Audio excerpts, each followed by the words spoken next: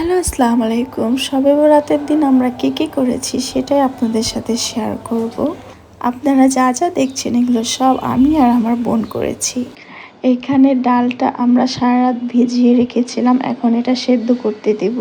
এই তো ডালটা সেদ্ধ করতে দিয়ে দিয়েছি। এখানে আমি মাংস ভালো করে ধুয়ে নিব, আজকে একটু মাংস রান্না করব।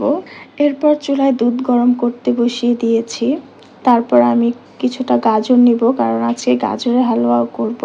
আমি সুন্দর করে ধুয়ে নিচ্ছি, এগুলো সুন্দর করে ধুয়ে আমি গ্রেট করে নিব। এই যে আমার গাজর সুন্দর করে গ্রেট করা হয়ে গিয়েছে। এখন আমরা যে বুট সিদ্ধ করেছিলাম সেগুলো হয়ে গিয়েছে। এখন এগুলো আমরা সুন্দর করে ব্লেন্ড করব। এগুলো সবকিছু আমি আর আমার বড় বোন মিলে করেছি। এই যে বুটগুলো এখন আমরা সুন্দর করে ব্লেন্ডার করে নিব। এর সঙ্গে আমরা অ্যাড করব দুধ, জাল দেওয়া দুধ। কারণ কি, এটা ব্লেন্ডার করার সময় মাঝে মাঝে অনেক শক্ত হয়ে যায়, তো এর জন্য আমরা দুধ ব্যবহার করব। আর দুধটা দিলে এই হালুয়াটা অনেক বেশি মজা হয়, কারণ অনেকে সেদ্ধ করার সময় দুধের সঙ্গে সেদ্ধ করে, কিন্তু আমি দুধ দেইনি, পানি দিয়ে সিদ্ধ করেছি। আমি কিন্তু সেদ্ধ করার সময় দুধ না দিলেও এখন কিন্তু অনেকগুলো দুধ দিয়েছি। এখন আমরা বাকিটুকু করে নিব। এরপর সবার আগে আমরা গাজরের হালুয়াটা করব।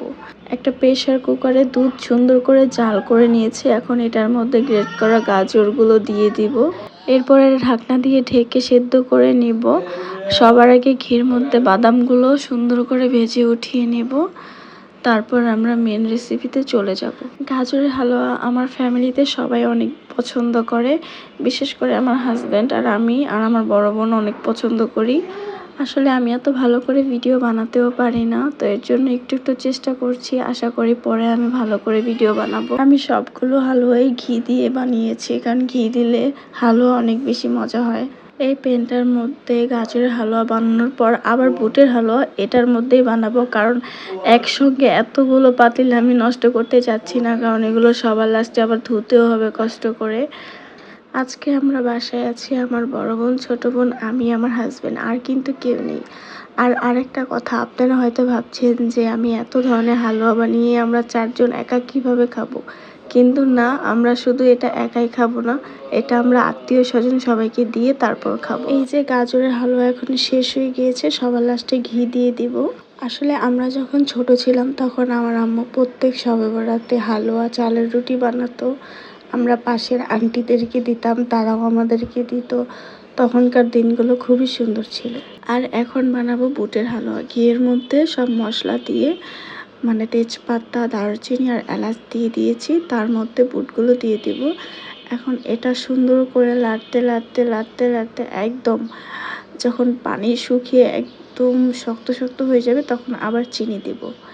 চিনি দেওয়ার পরেও অনেক নাড়াচাড়া করতে হবে। এটা, এই হালুয়াটা শুধু নাড়তেই হয়। আমার একদম হাত ব্যথা হয়ে গিয়েছিল। আমি একদম শেষের দিকে একটু ফুড কালার দিয়েছি। আপনারা চাইলে দিতে পারেন, নাও দিতে পারেন, কিন্তু ফুড কালারটা দিলে আর একটু সুন্দর কালার হয়। এমনিতেও বুটের হালুয়া অনেক সুন্দর কালার হয়।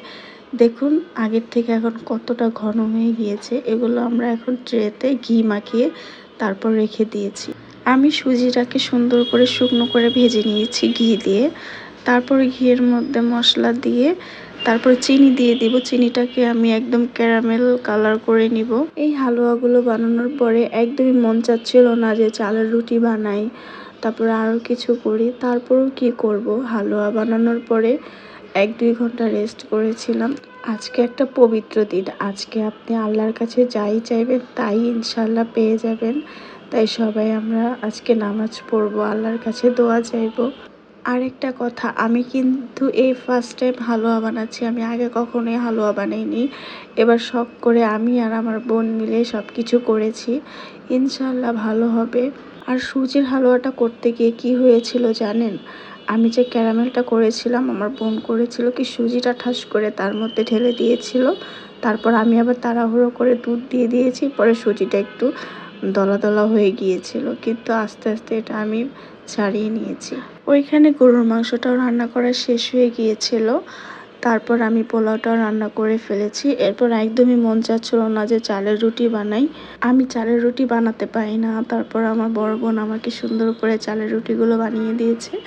এখন আমাদের সবাইকে দেওয়ার পালা। এই যে আমরা বক্সে ভরে নিচ্ছি, আমার শ্বশুর বাড়িতে দিব, তারপর আত্মীয় স্বজনকে দিব। এইগুলো যে আমি শ্বশুর বাড়িতে পাঠাবো, কিন্তু আমার হাজবেন্ড অনেক বেশি লেট করে বাসায় আসে, তারপর রাত 12টা বাজে আমি এগুলো আমার শ্বশুর বাড়িতে পাঠাই। আর আজকের ভিডিওতে আমি শুধু এগুলো বানানোর ভিডিওই দেখিয়েছি, আর কিছুই দেখাইনি। তো সবাই কমেন্ট করে জানাবেন যে আমার ভিডিওটা কেমন লেগেছে। আর আমার সবচেয়ে থেকে বেশি পছন্দ হচ্ছে বুটের হালুয়া আর গাজরের হালুয়া, কিন্তু আজকে সবচেয়ে থেকে বেশি মজা হয়েছে গাজরের হালুয়া। আর এই ছিল আজকের